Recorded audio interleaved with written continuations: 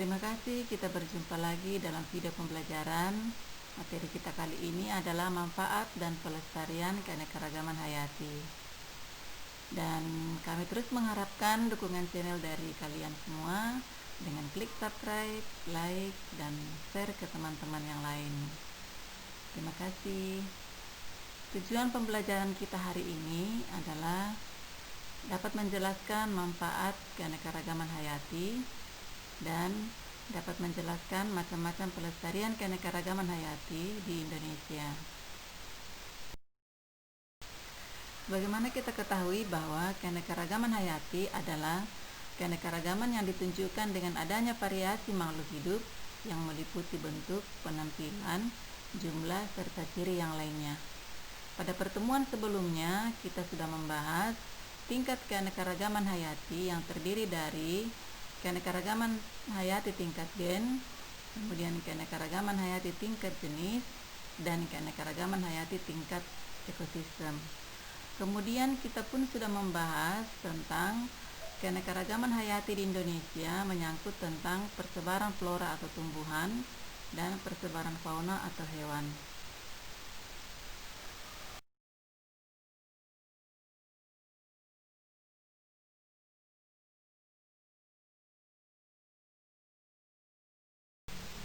Nah, sekarang kita akan melanjutkan materinya ke manfaat keanekaragaman hayati. Yang pertama adalah sebagai sumber pangan. Manusia membutuhkan energi untuk beraktivitas. Energi tersebut diperoleh dari makanan yang berasal dari hewan ataupun tumbuhan. Contohnya, bahan makanan berkarbohidrat berasal dari beras, singkong, jagung, dan sebagainya. Bahan makanan berprotein contohnya dari hewan mamalia, unggas, atau ikan. Sayur-sayuran dan buah-buahan berasal dari sayuran seperti bayam, kangkung, atau buah-buahan seperti apel, nanas, dan sebagainya. Kemudian manfaat berikutnya adalah sebagai sumber sandang. Salah satu kebutuhan manusia selain pangan adalah sandang atau pakaian. Pakaian yang digunakan manusia berasal dari hewan dan tumbuhan. Meski seiring perkembangan zaman, pakaian dibuat dari bahan-bahan sintetik, tetapi masih ada beberapa produk pakaian yang dibuat dari tubuh hewan atau tumbuhan. Contoh, kain yang berasal dari serat kapas atau dari ulat sutra. Kemudian songket merupakan kain tenun yang berasal dari serat tumbuhan. Kain wol misalnya berasal dari rambut domba atau biri-biri. Kemudian manfaat selanjutnya adalah sebagai sumber pendapatan. Mata pencarian manusia banyak yang bergantung pada kelangsungan hidup hewan dan tumbuhan. Bahkan salah satu sumber devisa negara berasal dari ekspor kayu, minyak sawit, dan bagian tumbuh-tumbuhan tertentu. Kemudian manfaat selanjutnya adalah sebagai sumber papan. Nah, rumah tempat tinggal manusia memanfaatkan berbagai jenis tumbuhan sebagai bahan bangunan dan aksesorisnya. Misalnya, bermacam-macam pohon berkayu seperti kayu jati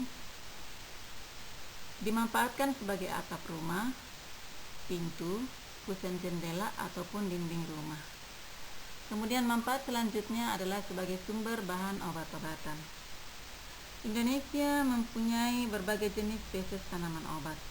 Tanaman obat tersebut dapat ditanam di rumah sebagai tanaman obat keluarga. Selain itu, teknologi yang terus berkembang membantu industri jamu atau obat tradisional untuk mengetahui manfaat setiap bagian dari tanaman maksudnya yang berkhasiat obat.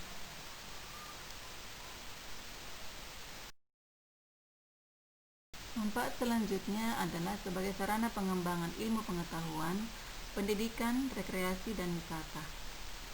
Kemudian manfaat selanjutnya dari aspek sosial dan budaya masyarakat seperti penggunaan sapi dalam budaya karapan sapi di Nusa Tenggara Barat, ataukah penggunaan berbagai sebagai jenis bunga yang dipakai dalam ritual keagamaan dari agama-agama tertentu. Kemudian manfaat selanjutnya adalah sebagai penyeimbang ekosistem. Setiap makhluk hidup yang mendiami suatu ekosistem mempunyai peranannya masing-masing. Jika keberadaan makhluk hidup tersebut terancam atau punah, tentu akan mengganggu keseimbangan ekosistem tersebut. Manfaat-manfaat keanekaragaman hayati yang sudah dijelaskan dapat juga dilihat dari nilai-nilai kemanfaatannya.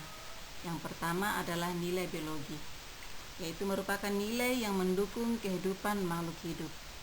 Seperti kita ketahui bahwa tumbuhan dalam berfotosintesis akan menghasilkan oksigen, dan oksigen dipergunakan oleh organisme untuk bernapas. Di samping itu, dari nilai kemanfaatan biologi dapat juga dilihat dari manfaat sebagai sumber pangan dan sebagai sumber tanaman obat. Kemudian nilai ekonomi. Nilai ekonomi berhubungan erat dengan manfaat keanekaragaman hayati sebagai sumber pendapatan. Kemudian nilai ekologi berkaitan erat dengan keseimbangan ekosistem. Dan nilai sosial budaya berkaitan erat dengan adat istiadat atau ritual keagamaan dalam kehidupan manusia. Sebelum kita lanjutkan materinya ke pelestarian keanekaragaman hayati, maka marilah kita melihat dulu penyebab hilangnya keanekaragaman hayati.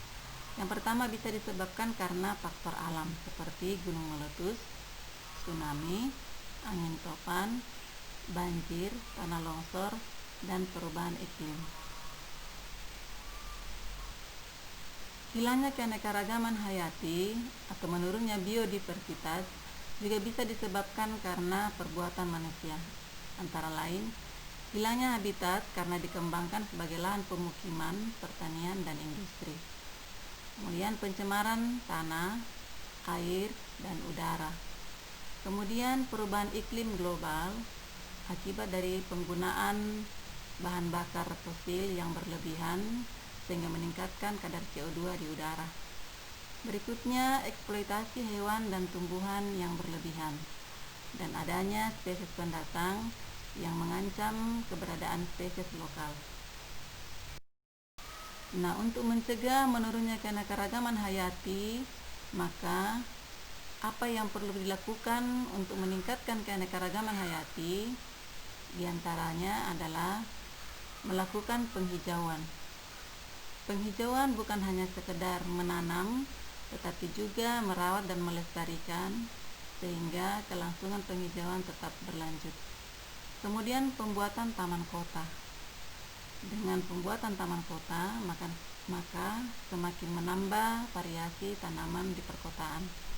Kemudian pemuliaan hewan dan tumbuhan yang dilakukan dengan proses hibridisasi dan persilangan sehingga menambah variasi dari keturunan yang dihasilkan. Nah, kita lanjutkan materi ke usaha pelestarian keanekaragaman hayati. Dilakukan melalui konservasi, yaitu merupakan pelestarian lingkungan dengan tetap mempertahankan komponen-komponen lingkungan untuk pemanfaatan bagi keanekaragaman hayati selanjutnya. Beberapa bentuk konservasi, yang pertama adalah cagar alam.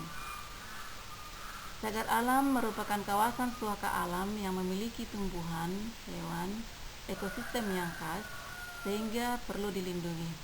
Contoh yaitu cagar alam hutan pinus jantoi di Aceh, cagar alam lembah Anai di Sumatera Barat, hutan pinus di Malino, Sulawesi Selatan.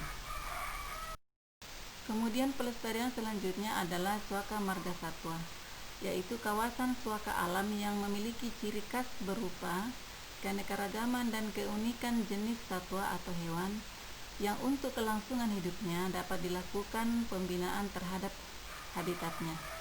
Contohnya, suaka marga satwa badak bercula 1 di Ujung Kulon. Kemudian berikutnya adalah Taman Nasional.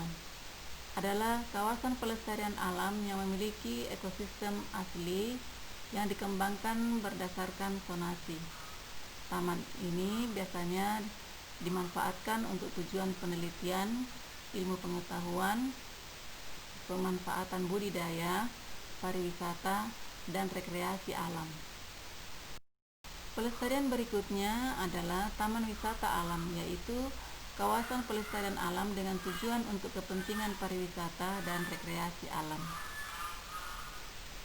Kemudian berikutnya adalah Taman Buru, yaitu kawasan yang di dalamnya terdapat potensi satwa buru yang diperuntukkan untuk rekreasi berburu. Contohnya Taman Buru Pulau Wini di Sumatera Utara, Taman Buru Sumidang Bukit Kelabu di Bengkulu. Upaya dan usaha pelestarian keanekaragaman hayati pun dilakukan melalui peraturan perundang-undangan. Peraturan perundangan ini bertujuan untuk melindungi beberapa jenis hewan yang terdapat di Indonesia. Kemudian melalui Kepres, misalnya Kepres nomor 4 tahun 1993 yang telah menetapkan beberapa tumbuhan dan hewan asli Indonesia sebagai tumbuhan dan hewan nasional.